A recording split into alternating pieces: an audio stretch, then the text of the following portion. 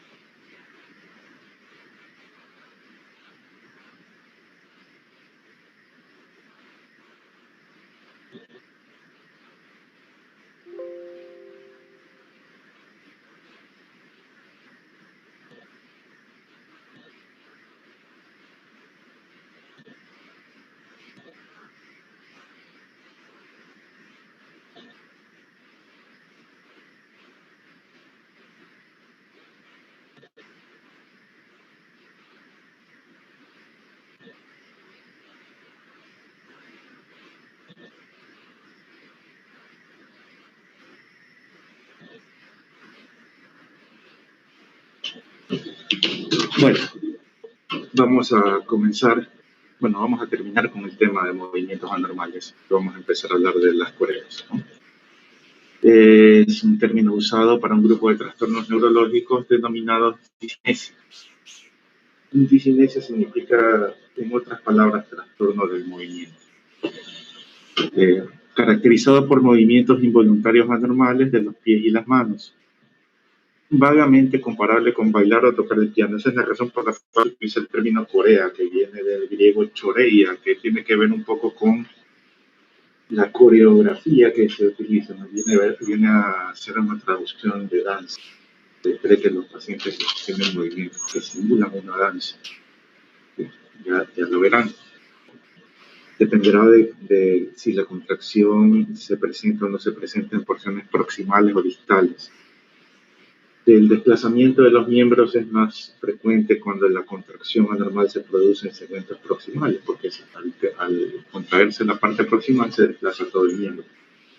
Y cuando solamente se está dando un movimiento un poco más lento, un poco más pausado de porciones distales del miembro, se conoce como atetosis.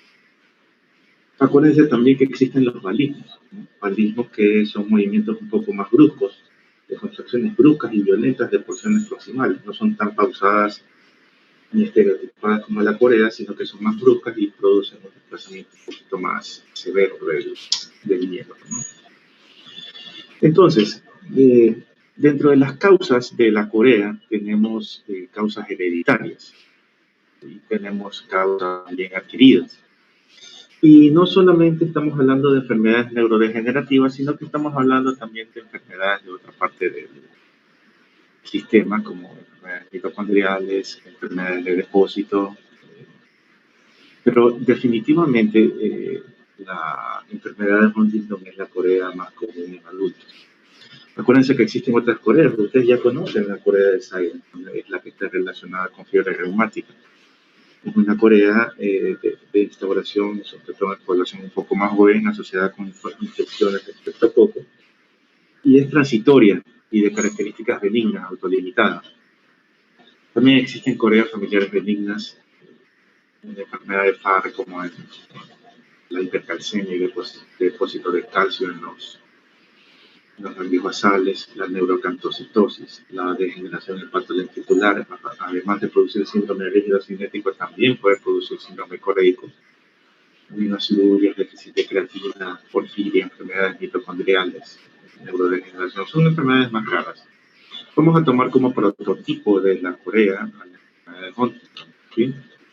Tenemos causas endocrinas metabólicas como hiper o hipotiroidismo, hiper o hipoparatiroidismo, pseudo hipoparatiroidismo, hiper o hipoglicemia, hiper o hiponatremia, desequilibrios osmóticos, la corea reumática, de la cual estábamos hablando, que es la corea de Sydenham, la neuroborreliosis, la mononucleosis, la enfermedad de Whipple, trastornos vasculares, como posinfarto, hemorragia, malformaciones vasculares, enfermedad de sed, vasculitis, Moyamoya. Y coreas farmacológicas, que también son extremadamente comunes, ¿sí? Como los antidopaminérgicos, antipsicóticos, neurolépticos, metoclopramida, entre otros. Antiparkinsonianos, en algunos casos, sobre todo la levodopa puede generar disinesia, no porque disminuya la dopamina, sino porque es una levodopa, de no tener células neuroestretales donde actuar, está libre y puede generar este tipo de trastornos. Antiepilépticos, anfetaminas, drogas y tóxicos también pueden generar síndromes coreicos farmacológicos. Entonces tiene que identificar un paciente que presenta corea de instauración aguda, no es un extrapiralismo relacionado con alguna droga, antes de pensar en enfermedades crónicas. También tenemos tipos inmunitarios como encefalitis autoinmunes, antiglutamato, antigaba y del luto medicamentoso. Otras que no son muy clasificables, como la esclerosis múltiple, podría clasificarse como enfermedad autoinmune, neurosarcoidosis, esclerosis. Hablando específicamente de la enfermedad de Huntington, tenemos que tiene tasas de incidencia de 5 a 7 por cada 100.000 habitantes en raza caucásica, en nuestra raza. PISA, que es un poco menos prevalente. Es el prototipo de las enfermedades que cursan con corea. La estudiamos para que se pueda entender bien el movimiento, es relativamente frecuente y es de herencia autosómica dominante. En este tipo de enfermedades existe una mutación que es una repetición del triplete CAG y debe estar repetido más de 36 veces. En algunos casos la repetición del triplete no llega a 36 veces, pero igual es una expresión genética que tiene que ser estudiada, ya que este fenómeno se da penetrancia incompleta y puede haber manifestaciones clínicas en generaciones posteriores. Es igual se estudia. Dentro de la anatomía patológica de la Corea de Huntington se encuentra un deterioro y un daño, una atrofia global, pero obviamente tiene mucha más preponderancia en la zona del núcleo caudado. Entonces ustedes pueden ver aquí una atrofia del núcleo caudado, una atrofia importante del núcleo caudado, desde la porción anterior y se va hasta la parte posterior. Se ve una degeneración selectiva de las neuronas espinosas y pequeñas medianas que son GABAérgicas que contienen encefalina y se proyectan al globo pálido externo. Esa es la parte que más se afecta. También hay en etapas primarias, en etapas iniciales. Después, cuando va avanzando, ya la atrofia se vuelve más global. Ustedes pueden ver aquí, este cerebro está ya con mucha atrofia, no solamente atrofia de la base, sino también atrofia cortical. Ok, aquí hay un estudio de imagen donde ustedes pueden ver claramente la atrofia, donde deberían estar los núcleos caudalados y darle una forma de coma al ventrículo, se atrofiaron. Ustedes ven ausencia. Eso da la impresión de que pareciera que los ventrículos están dilatados. En verdad sí, la cavidad ventricular está más grande, pero no es a expensas del líquido.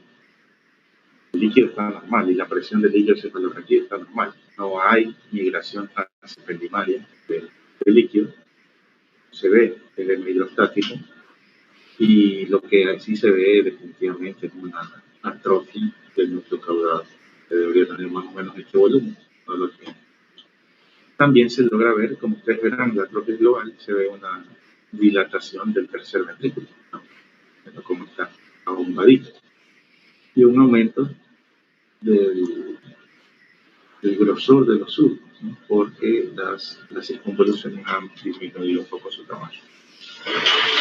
La edad de comienzo es de 40 a 50 años y se encuentran alteraciones motoras sutiles o cognitivas. Eso es al momento, al inicio de la enfermedad. Se pueden encontrar alteración en la coordinación de movimientos y quizás los reflejos un poquito vivos, ¿no? Podemos encontrar trastornos motores, trastornos cognitivos y trastornos psiquiátricos. De hecho, esta enfermedad tiene una triada, ¿no? De carácter hereditario, autosómico dominante, con movimientos coreicos y demencia rápidamente progresiva. Movimientos coreicos distónicos intensos de cara, cuello, tronco y extremidades.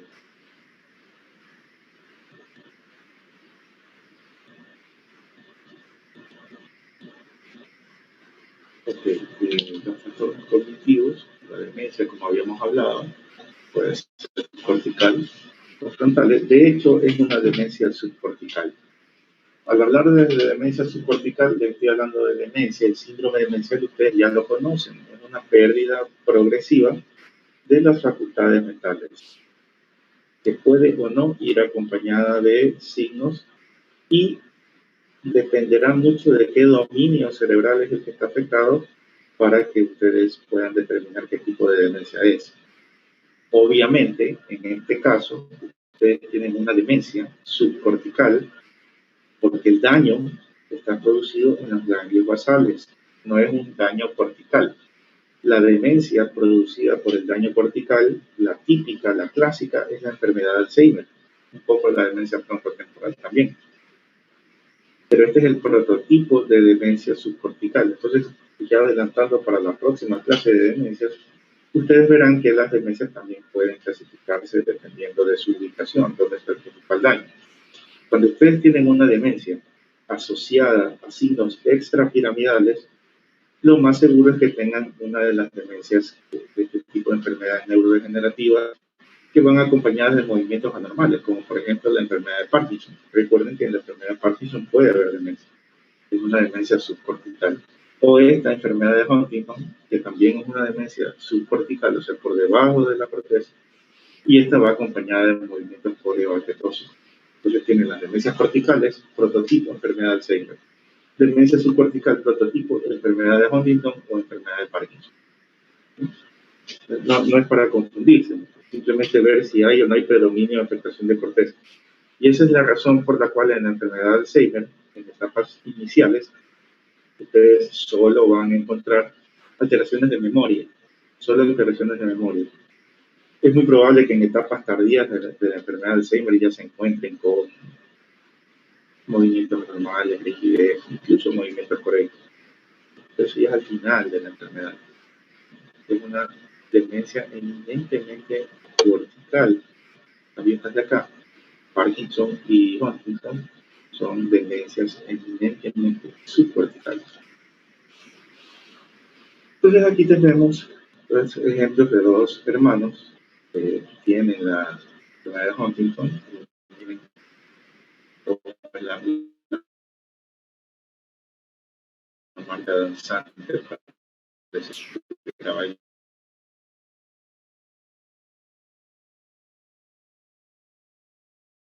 Lamentos coréicos de miembros superiores de la cabeza, la boca, movimiento de la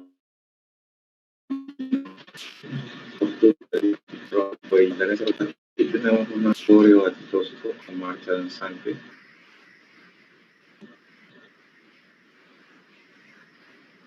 Vamos a ver un par de ejemplos más. Ok, bueno, el diagnóstico de la enfermedad de Huntington es clínico igualmente. Aquí sí tenemos un par de elementos más, como la determinación de la mutación. Vamos a ver, entonces en el diagnóstico tenemos que hay un antecedente familiar. En la tomografía de resonancia magnética sí se logra observar la atrofia de la cabeza de los núcleos caudados, sobre todo en el lóbulo frontal, y en la PET encontramos hipometabolismo del núcleo caudado. Se toma una muestra del líquido cefalorraquídeo y se manda a estudiar la presencia de una proteína que se llama huntingtina, y se hace el estudio genético sérico también para tratar de encontrar la mutación, la repetición del triplete SEA. Entonces, sí tenemos un poquito más de elementos diagnósticos que en la enfermedad de Parkinson, porque no hay muchos. Dentro del diagnóstico diferencial tenemos la corea familiar benigna. La diferencia con la corea familiar benigna es que es de aparición infantil. Tenemos la neurocantrocitosis, enfermedad de coagulación, y no tenemos un tratamiento específico para esto. Lo que sí tenemos son tratamientos que ayudan a disminuir un poco la intensidad de los signos. Mejora con antidopaminérgicos, con tetrabenazina, con benzodiazepinas y antidepresivos. Se utiliza mucho el haloperidol. Aquí sí se utiliza. Y la risperidona también. Soporte psicológico y también. En verdad es una enfermedad muy triste, no es mucho lo que podemos hacer. Generalmente la instalación de la corea de Huntington es lenta, progresiva y se conoce el antecedente familiar. Hay otras coreas que son en cambio de instauración aguda, como la corea de Sydenham. Aunque tenemos también otro tipo de patologías. Por ejemplo, si un paciente sufre un infarto cerebral o una hemorragia cerebral en el área del núcleo caudado, eso se logra ver, sí se logra ver. Podemos tener hemicoreas, hemivalismo incluso, con lesiones vasculares, hiperglicemia, alteraciones electrolíticas. Puedo mostrar un caso. nuestro. Tenemos aquí, a ver si lo encuentro.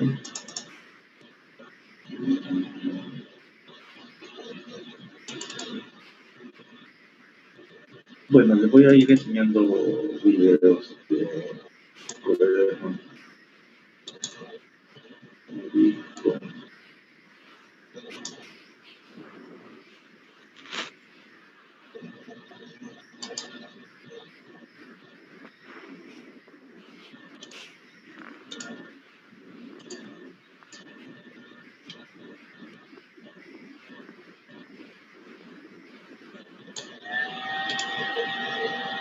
esta es una paciente de la consulta privada,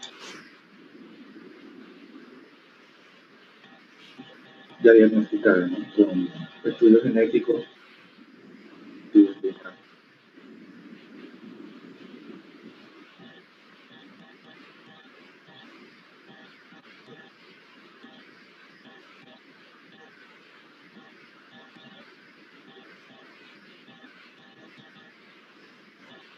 Dentro de otro de los fenómenos clínicos que presentan los pacientes con Corea se llama impersistencia motora. La impersistencia motora es aquel fenómeno que se da en el cual se solicita al paciente mantener una postura, como por ejemplo ahora que se quiere mantener la lengua fuera, no puede, o juntar las manos como que esté rezando, eso es, ella debería mantenerlo, no puede, eso se llama signo de la cuchara. Se supone que la mano adopta una postura de cuchara y no la puede tener junta.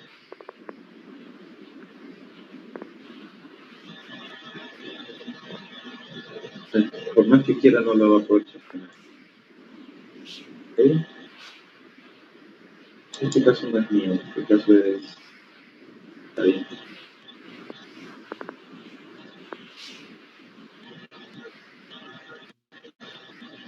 Este es un estudio ya de un caso muy severo que tiene una instauración muy temprana. Es una catástrofe para este caso de aparición infantil.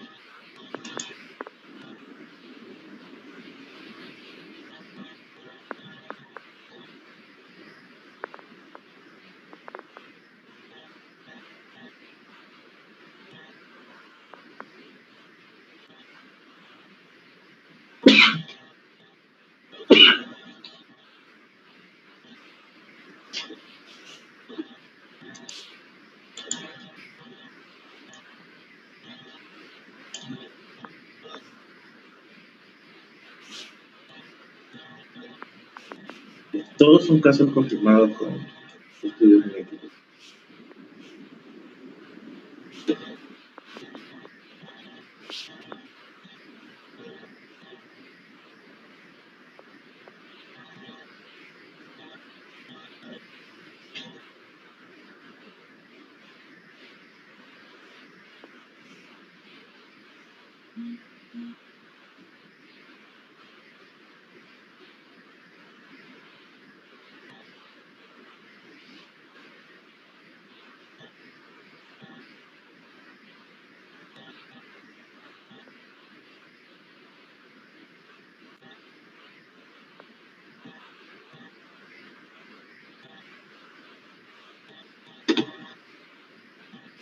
¿Okay?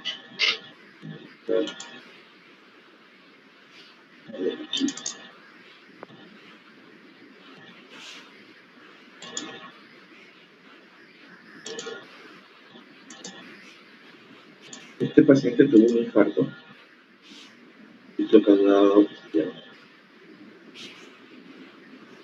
Este es un movimiento normal tipo coreobalístico, hemibalismo, una hemicorea secundaria de etiología vascular, en el que solamente es un lado.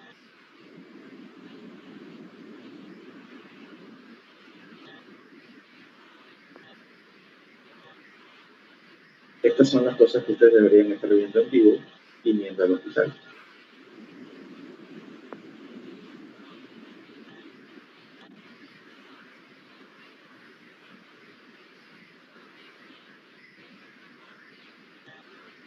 También son un poquito más bruscos los movimientos.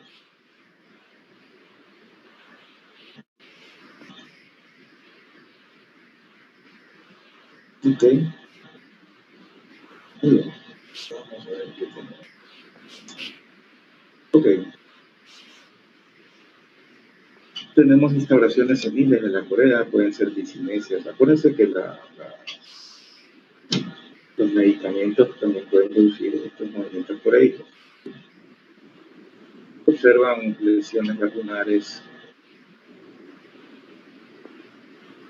Y bueno, tenemos la corea vascular, una complicación rara, inicio brusco con hemicorea o hemivalismo. Puede remitir espontáneamente. Las causas típicas son infartos con pacientes hipertensos y diabetes. Tenemos la disinesia tardía, que es otro diagnóstico diferencial, un síndrome coreico y a veces distónico, producido por el tratamiento crónico con antidopamínicos, se produce sobre todo con psicóticos. Estas enfermedades, disinesia tardía, disinesia por levodopa, disinesia por antipsicóticos, son extremadamente comunes en los pacientes psiquiátricos. Yo me voy al hospital de Lorenzo Ponce y encuentro varios pacientes con este tipo de problemas, porque es un problema directamente derivado de la instauración de estos fármacos.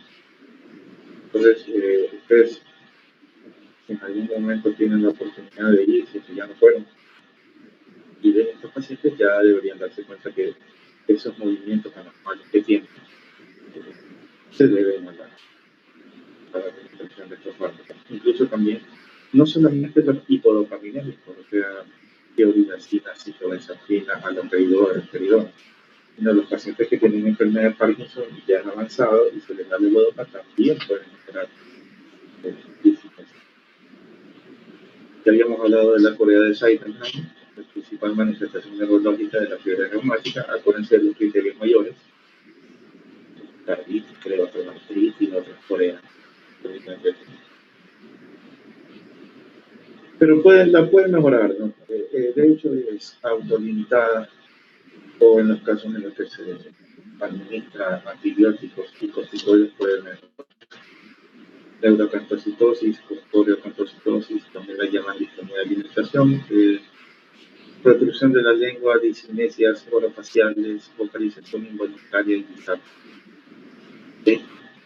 Cuerpos de inclusión neuronal, simplemente conozcan el síndrome de Schneider. No quiero que profundicen mucho en el resto. Corea benigna familiar, ya habíamos hablado. Ya tengo que poner presente más en. Tenemos un caso, a ver si lo encuentro. No me encuentro.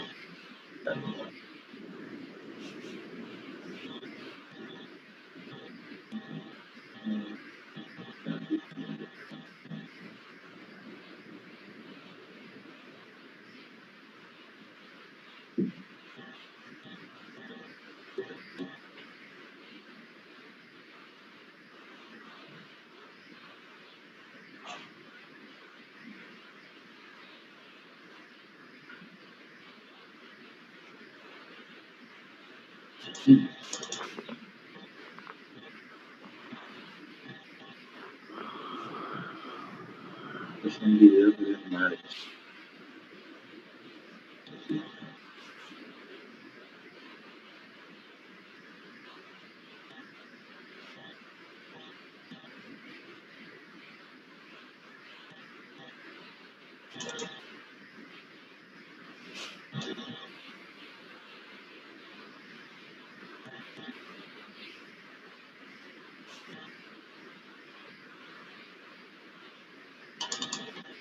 Bueno, ok, ahora vamos a empezar a hablar de las distonías. Como su nombre lo indica, la distonía es una contracción muscular anormal que puede o no puede generar deformidad de la articulación y puede presentarse en un músculo o en varios músculos, que pueden ser adyacentes o pueden ser también músculos a distancia. Y dependiendo de la cantidad de músculos afectados, nosotros vamos a tener diferentes patrones de distonía. Puede ser cualquier músculo, en cualquier parte del cuerpo. Nosotros vamos a hablar de ciertos síndromes definidos, muy comunes, que ustedes ven siempre van por la calle, por ahí se pueden encontrar con alguna de estas distonías. Solo que ahora ya van a saber cómo se llama. ¿Sí? La distonía es un trastorno de movimiento que se caracteriza por contracciones musculares mantenidas o intermitentes. Pueden causar movimientos repetitivos, posturas anormales, deformidad o ambas. Suelen presentarse en el mismo patrón como un efecto de torsión y a veces con temblor. Se puede acentuar con movimientos voluntarios. Dependiendo de la ubicación que tienen en el cuerpo, podemos clasificarlas, también podemos clasificarlas de acuerdo a su etiología. La clasificación etiológica es un poco más compleja y también se la puede clasificar de acuerdo a su patrón temporal, como estáticas o progresivas, variables, persistentes. Pero estas son la mejor forma, mejor dicho, la forma más práctica de clasificarlas es de acuerdo a su ubicación. Entonces tenemos distonía focal. La distonía focal es aquella que se circunscribe a un músculo o a un pequeño grupo de músculos de un área determinada. En cambio, la segmentaria ya habla de segmentos corporales un poco más grandes. La multifocal habla de distonías en grupos musculares ubicados, pero también puede ser a distancia. La hemidistonía en hemicuerpo y la generalizada en todo el cuerpo. Dentro de las focales tenemos varios ejemplos. Tenemos el espasmo hemifacial, tenemos el blefaroespasmo, tenemos el síndrome de calambre del escribano, distonía oromandibular, distonía cervical. Como los ejemplos más comunes, tenemos dentro de las segmentarias, tenemos también distonías cervicotorácicas, tenemos el síndrome de Meige, se escribe. Entonces, por ejemplo, aquí tenemos ejemplos de distonías focales. Por ejemplo, tenemos el anismo, los músculos del recto, que causa algún tipo de problema a la hora de detectar al paciente. Tenemos distonía cervical o tortícolis, músculos del cuello, blefaroespasmo. La persona experimenta un rápido parpadeo de ojos, incluso un cierre forzoso de párpados, provocando ceguera funcional. No es que el paciente esté ciego, pero no puede ver si tiene los párpados cerrados y no los puede abrir. Crisis oculogiras, músculos de ojo y cabeza, distonía oromandibular, músculos de mandíbula, disfonía espasmódica, calambre del escribano. ¿Sí? Tenemos dentro de aquí también tiene que estar el espasmo hemifacial. Ok. En cambio, las generalizadas ya son muy severas y generan torsiones del cuerpo muy incapacitantes. Y lo peor de todo es que estos pacientes están conscientes y son plenamente funcionales desde el punto de vista cognitivo. Van aumentando y son autosómica dominante. ¿Sí? Ahora, etiológicamente tenemos distonías hereditarias adquiridas o idiopáticas. Dentro de las cuales, dentro de las adquiridas, tenemos lesiones de ganglios basales de diferentes etiologías, puede ser tumoral, vascular, traumáticas, etc. Tóxicas, anoxia perinatal, vascular cerebral. Se producen lesiones de los ganglios basales y una disminución de los circuitos sensitivos motores. En la mayoría de estos pacientes hacemos estudios de imagen y no encontramos ningún tipo de problema, salvo en los que haya, por ejemplo, patología vascular definida, anoxia, lesiones. Aquí tenemos dos ejemplos de postura distónica, ¿no? Que hay una postura distónica del tercero, cuarto y quinto dedo de mano derecha, acá de toda la mano, ¿no? Y miren, la A es por un infarto y la B es por un glioma, o sea, las dos son adquiridas. Otras causas, distonías aisladas generalizadas de comienzo precoz, las distonías que se encuentran en la enfermedad de Parkinson, distonía mioclónica y distonía psicótica. Ok, entonces déjenme ver una cosita para terminar de... Tenemos ejemplos de distonías. Todos estos pacientes que ustedes los van a ver ya con posturas distónicas. No quiero que para que no tiene caso.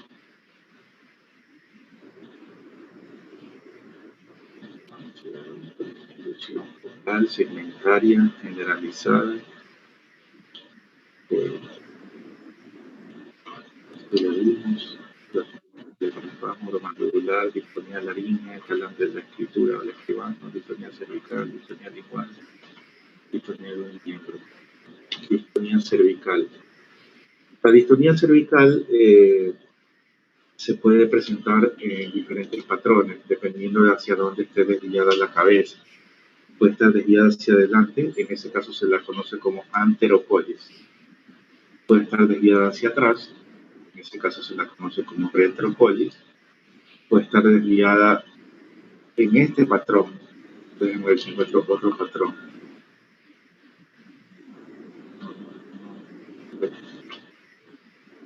En este caso se conoce como tortícolis, pero si la cabeza, si el paciente está mirando hacia el frente y pega la oreja al hombro, eso se conoce como laterocolis también. O sea, hay tortícolis, laterocolis, anterocolis y retrocolis. Y dependiendo de qué patrón tiene, ahí se aplica el tratamiento. El tratamiento es con toxina botulínica. Antes no había ni tratamiento, se usa benzodiazepinas, relajantes musculares, pero no daban buen resultado. La toxina botulínica, aplicada localmente con jeringuilla intramuscular en el esternocleidomastoideo, en el trapecio, en escalenos, en supraespinosos, da buenos resultados. El problema con la toxina botulínica es que el efecto es transitorio, dura unos 4 meses y ahí hay que volverle a poner. ¿Sí? Ok, ¿no? La distonía laríngea es otra distonía focal en la cual hay un problema al hablar, susurrar o cantar. Es una voz generalmente muy tenue, muy suave. Los pacientes que tienen que hablar y hablar y hablar, poco a poco la voz se va apagando y dependerá de la contracción de las cuerdas vocales. Puede ser en aducción o en abducción. Puede haber contracciones espasmódicas de las cuerdas vocales y se desencadena la abducción. Y en abducción se pronuncia la palabra expirada porque las cuerdas vocales no se ocluyen. En este caso, el tratamiento también es toxina botulínica, pero debe ser aplicada por la laringoscopía indirecta por medio de un otorrino que ellos lo ponen, ¿no? Circunvidades en el músculo tiroaritenoide, puede haber hipotonía visual. Entonces, si se le pasa la mano al médico que aplica la toxina botulínica, produce una parálisis muscular más de lo que uno quisiera. Entonces, bueno, ojo con eso. Calambre del escribano, una distonía del escribano con molestias al empezar a escribir, empieza a ejercer una presión sobre el papel con dolor, presencia de elevación del codo para compensar la pérdida de la mano. Miren el calambre del escribano, se lo hace repetir varias veces su nombre, unas 10 veces que escriba su nombre y poco a poco se va viendo cómo se produce la torsión de la mano. Entonces, miren, imagínense este problema en una persona que trabaja en una oficina, un contador, mira, aquí hay un contador, o una niña que está en la escuela y tiene que escribir, imagínense eso, un desastre. Se aplica toxina en los músculos, en el flexor del carpo, extensión del carpo, pronadores, supinadores, tríceps y bíceps, brachioradiales. Aquí hay una postura del miembro inferior.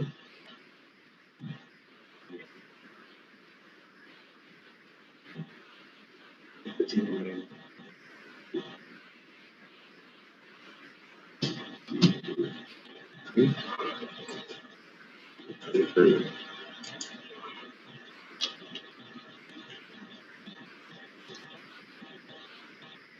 Esto ya es etiológico. Miren, en cambio, la clasificación etiológica es mucho más compleja. Es mejor clasificarlos desde el punto de vista semiológico y después ir buscando todo esto. Esto se busca con exámenes, ¿no? Obviamente los pacientes con distonía primaria van a tener exámenes normales, pero miren, por aquí veo algunos diagnósticos, ¿no? Hereditarios. Nosotros solamente estamos viendo las primarias, las genéticas, esporádicas, ahí viene distonía plus, otras hereditarias, aquí se ve autosómico dominante, enfermedad de Huntington, enfermedad de Wilson, todo esto, ataxia telangiectasia, recesivo ligado a X, mermela, tumores, infartos. O sea, la clasificación etiológica, como les dije, es mucho más compleja y no viene al caso que ustedes la dominen, más bien la psicológica. No,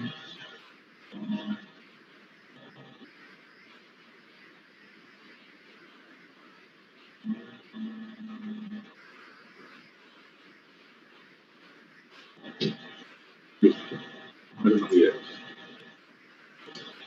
Ok, vamos a ver unos videos de Calambre y Escribano.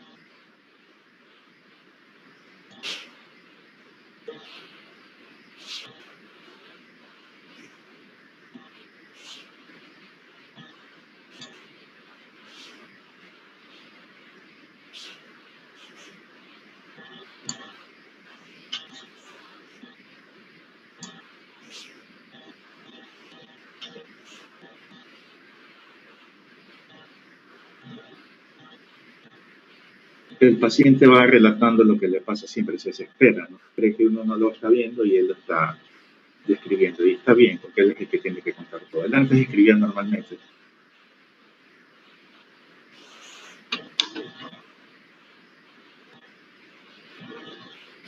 ¿Sí?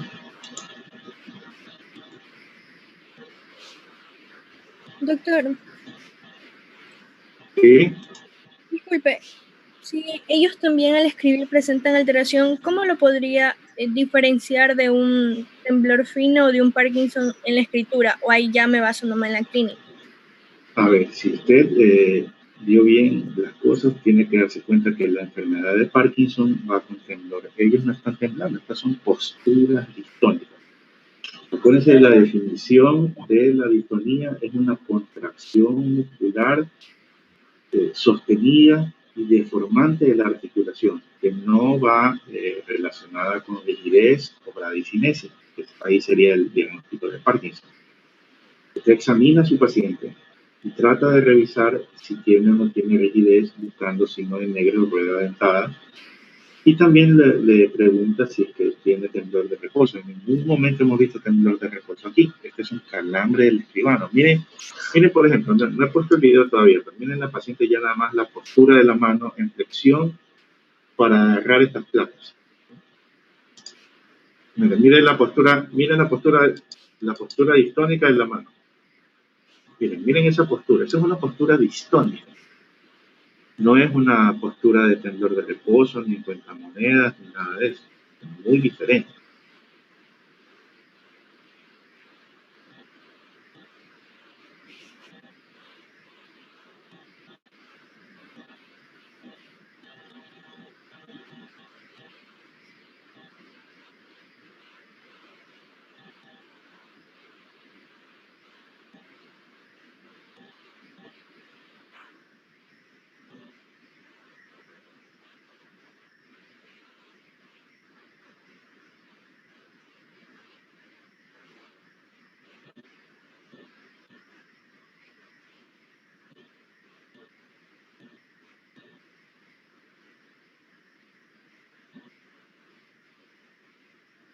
Miren la postura distónica. La postura distónica no es lo mismo que temblor de reposo.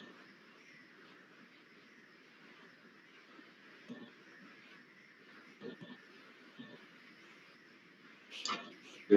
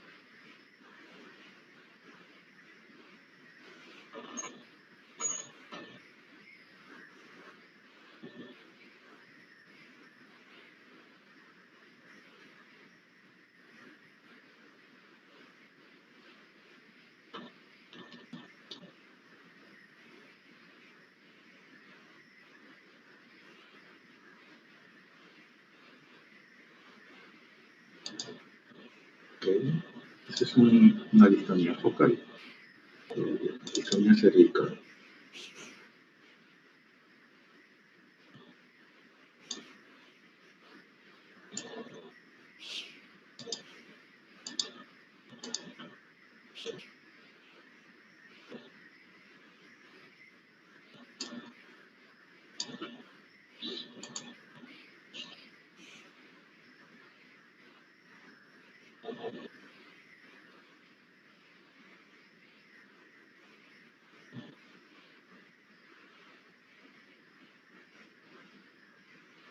La distonía cervical en tortícolis, con desplazamiento cefálico hacia la derecha. Y el hombro está recogido también, por la contracción de los músculos. Tratamiento también es con insulina.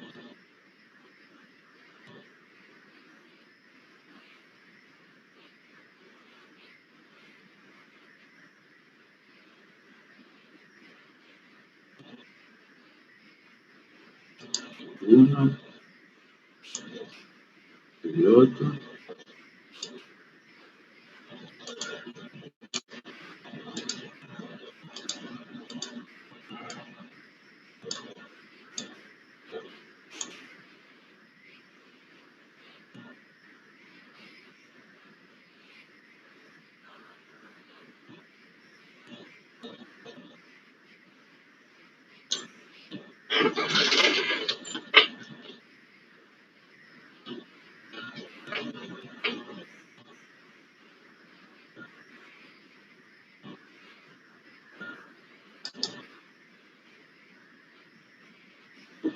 Por aquí.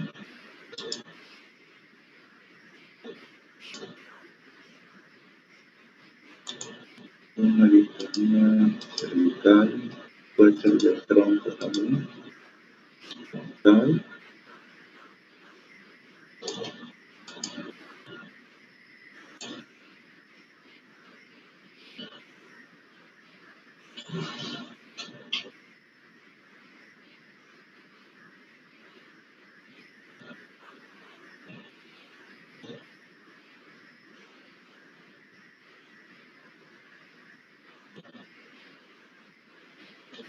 Ok. Obviamente, ese es mi retrocolis, ¿no? Retrocolis les va bien con una mejora. Imagínense andar así todo el día.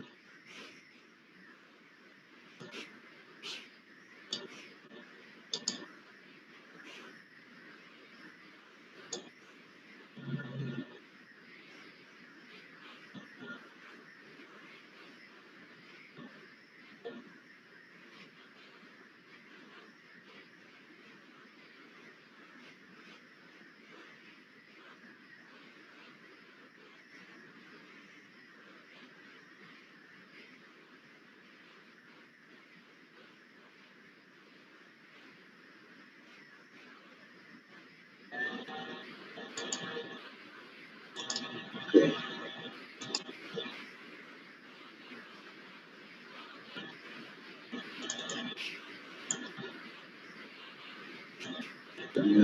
Ahora mandibular. Una distonía mandibular, son contracciones de la boca, le cierra la boca, no puede fluir bien la lengua, no puede.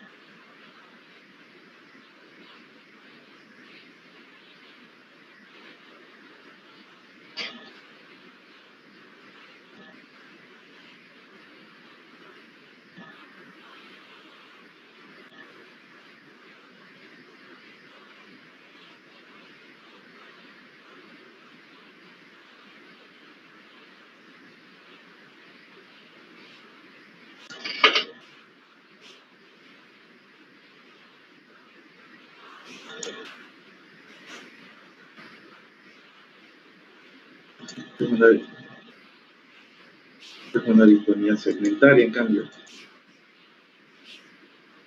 Por eso que ustedes ven que hay segmentos cervicales, tóraco, luce musculoso el señor de sus continuas contracciones.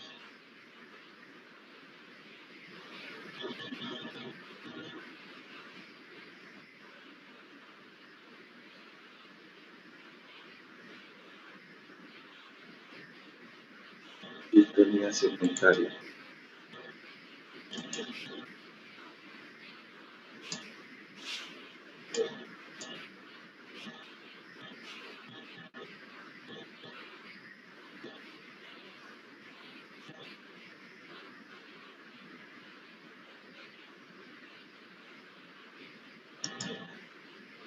En el primer intento se le puso toxina en la resonancia magnética.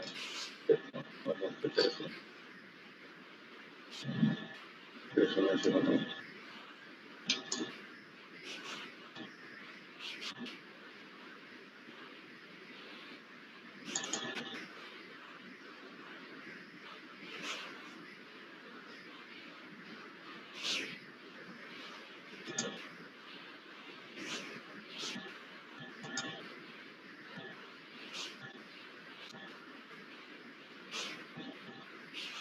Síndrome de May.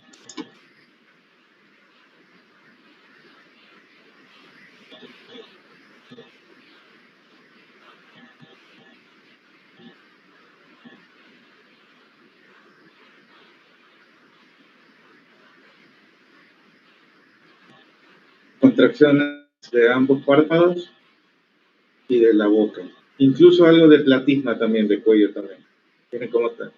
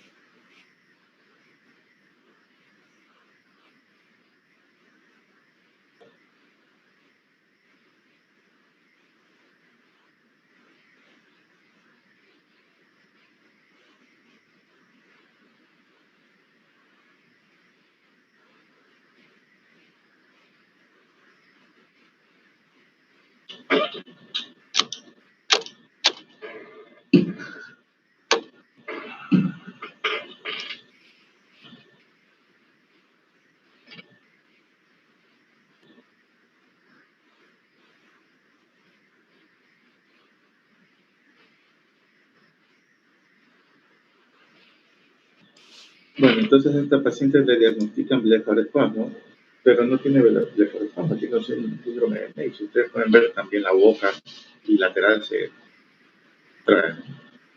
Ahora, y este es el caso más severo que hemos visto, bueno, el grupo y yo, de un muchacho, hijo de judíos askenazis, comunidades. El muchacho está totalmente lúcido, es el mejor alumno de su clase, aunque no lo crean. Es un genio en física, en matemáticas. Esta es una distonía hereditaria deformante. A él se le puso estimuladores cerebrales profundos y mejoró.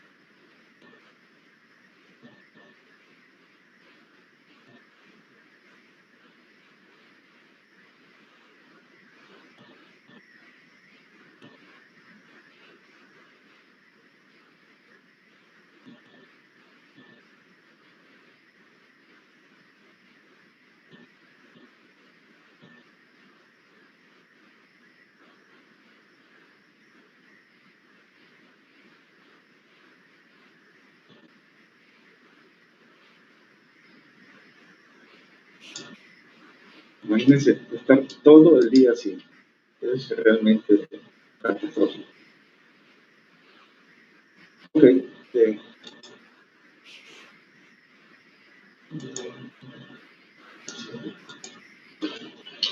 Por último, vamos a tocar estos tics. Ya hemos hablado antes de los tics, no hemos hablado de que se pueden controlar con la voluntad y que hay un deseo importante de realizar el movimiento. Movimientos breves, rápidos y estereotipados cuando son motores, en que el 80% de los casos está precedido de una sensación mental o corporal que desencadena un impulso. Esto es lo que lleva a uno a realizar el movimiento. La corteza insular es esencial en la génesis de esta sensación. La percepción de esta sensación es variable y depende de la capacidad de atención a las señales interoceptivas. Esta compulsión, que es una compulsión interna para moverse, y no tanto el movimiento en sí, es la que muchos doctores consideran la anomalía fisiopatológica. Voluntario, o sea, el impulso, el deseo es involuntario, el paciente no tiene el deseo. Él puede frenar el movimiento, pero nunca va a perder ese deseo de hacerlo. Y ustedes han visto pacientes con enfermedad de tics, comúnmente se pasan haciendo movimientos cervicales, movimientos bucales, movimientos faríngeos, parpadeos. Y la gran diferencia con las distonías es que sí lo pueden controlar, las distonías no se pueden controlar.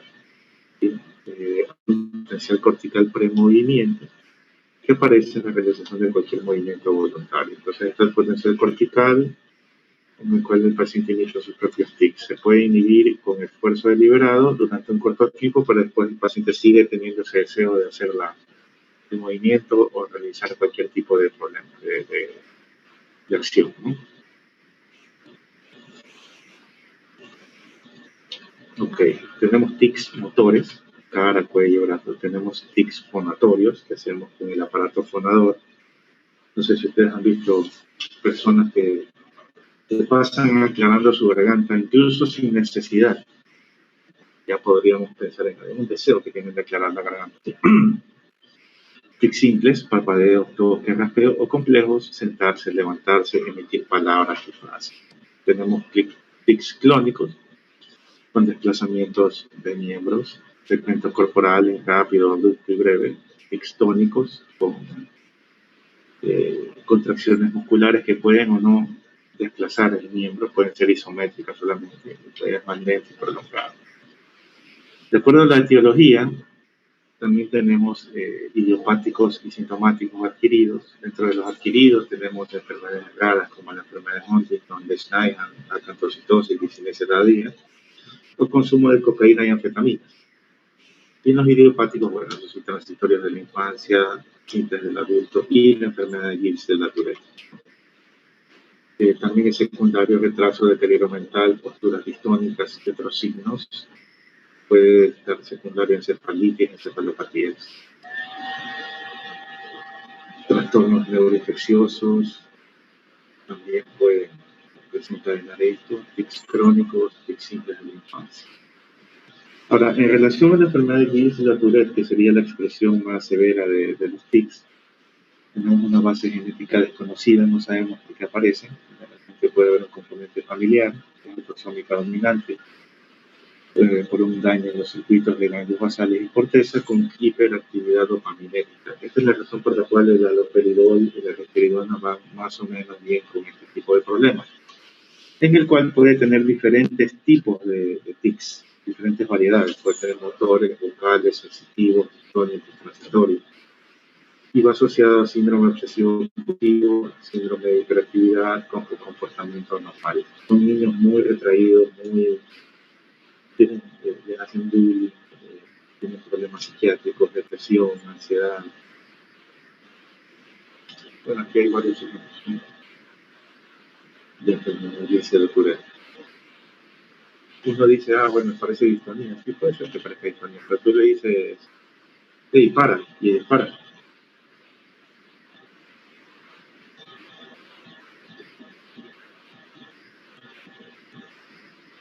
Entonces, como ustedes ven, hay una gran variedad de movimientos.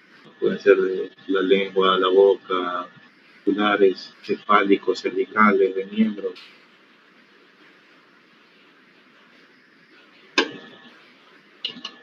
Okay. Se da antidopaminérgicos, haloperidol, risperidona, olanzapina, cannabinoides, toxina botulínica, implantación de electrodos en los casos muy severos. Ok, bueno, ¿hay alguna pregunta de lo que hemos visto hoy?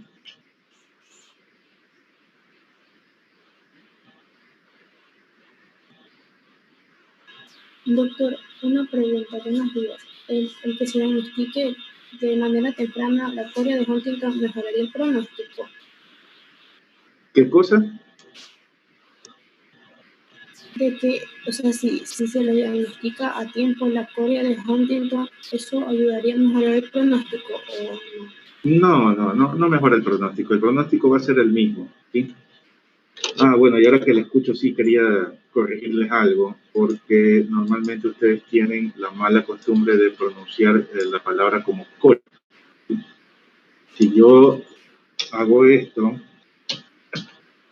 ahí se dice Corea, ¿sí? Corea. Esta es una palabra esdrújula, entre la E y la A no hay díptico, entonces son tres. Corea. Pero como la palabra no lleva acento en la O, se dice Corea. No se dice Corea, se dice Corea. Entonces, corrijan eso. Se escucha feo. Y por más que se los hayan enseñado así no es. Aprendan a hablar bien. ¿Alguna otra pregunta?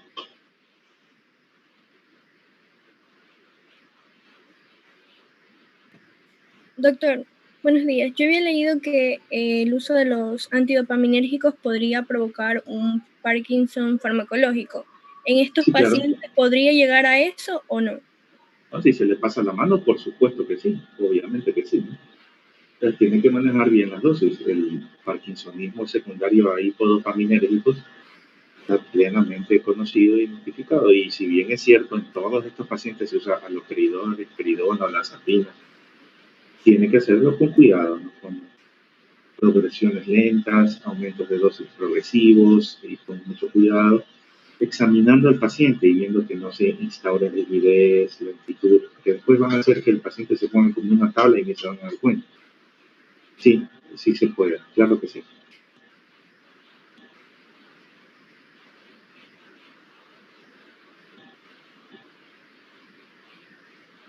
¿Preguntas?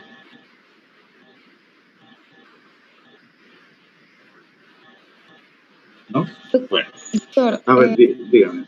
Yo le quería decir algo, pero era con respecto a las lecciones de cada semana. Quería pedirle de favor si usted nos puede dar 1 o 2 minutos más, porque nos demoramos 1 minuto más o menos en leer cada caso, o si usted puede poner los 2 casos en una misma hoja, por lo de a veces el problema del internet, por favor. Bueno, miren, la pregunta que usted me está haciendo solamente tiene una explicación, es que ustedes no saben contestar exámenes. Es una norma, y bueno, esto tómenlo como una enseñanza de aquí en adelante para todas sus vidas, ¿sí? Porque esto igualmente yo no se lo debería estar enseñando.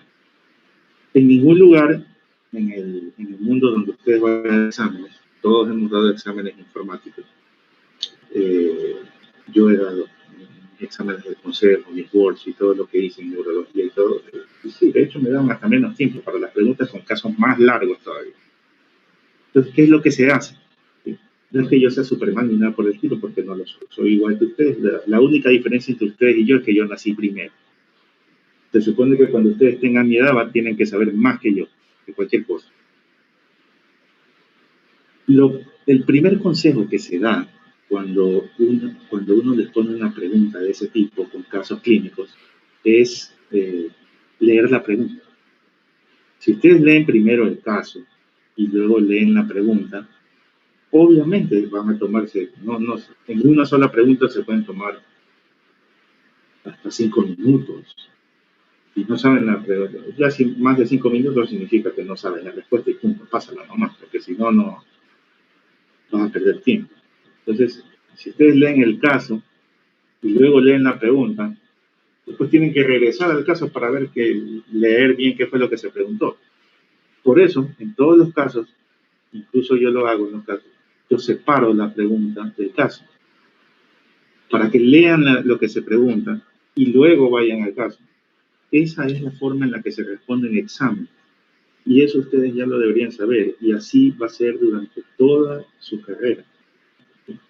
Entonces, ¿qué pasó con ustedes? ¿Por qué no pudieron responder la pregunta en 2 minutos? Es porque leyeron el caso, de ahí leyeron la pregunta, y de ahí tuvieron que regresar al caso a ver qué es lo que se refería. Si ustedes leen la pregunta, ya van directo al caso, a tomar la información que vale. Entonces, igual, así yo les hubiera puesto más tiempo, igual hubieran respondido. Entonces, hagan eso. Esa es yo siempre me imagino que ustedes las cosas que yo les explico ya las saben. Bueno, no está de más recordárselo. ¿Sí? Si les pongo 1 minuto más, no sé si haga la diferencia. ¿Ustedes creen que con 1 minuto más hubieran salido mejor? El que sabe, sabe. El que no sabe, no sabe. ¿Ustedes creen que con 2 minutos más hubieran salido mejor? Yo no creo, pero bueno, si ustedes creen que es así, la verdad es que si sabe, sabe. O sea, yo podría hacer lo mismo, darles, a ver, señorita tal por cual, no voy a poner nombre. Póngase aquí al frente mío, prenda su cámara, le voy a hacer una pregunta. No lo haga porque no es un ejemplo. Y le doy el caso y le pongo la pregunta. Usted sabe, sabe. Si no sabe, no sabe. No porque le dé 1 minuto más o 1 minuto menos, más bien hacen perder el tiempo. Si ustedes estuvieran, miren, ustedes están siendo muy, muy engreídos. Si ustedes estuvieran en mi clase ahora conmigo, yo les estuviera tomando oral. Y si les estoy tomando oral, tienen menos tiempo incluso para responder.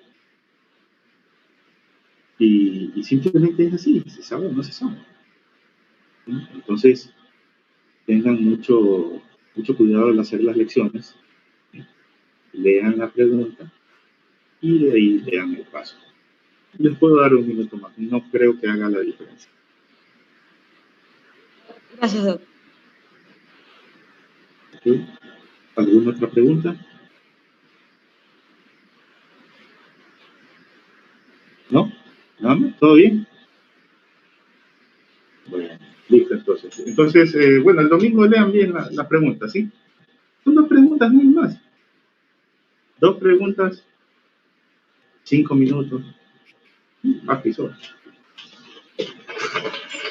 Ok, listo entonces. Entonces, ya hasta aquí llegamos.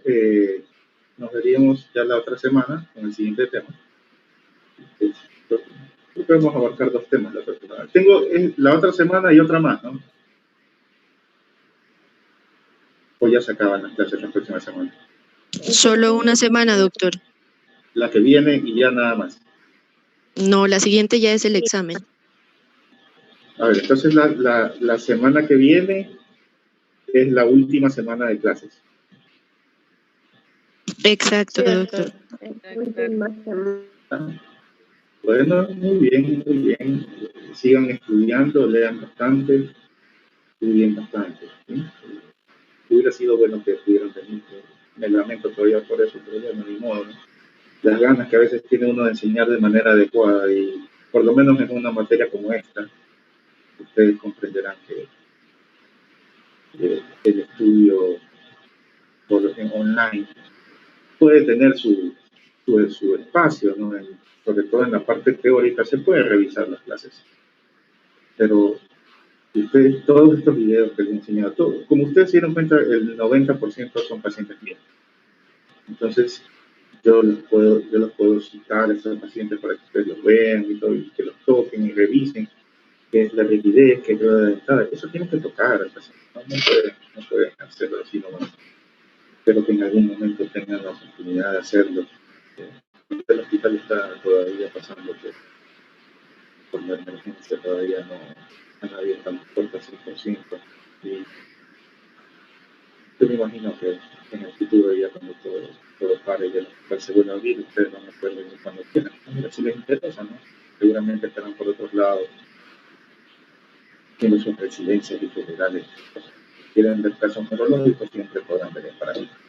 Entonces, listo, nos veríamos ya la próxima semana con las últimas clases y ya después del examen.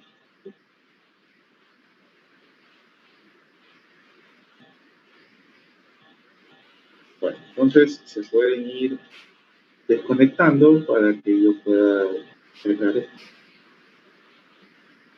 Gracias.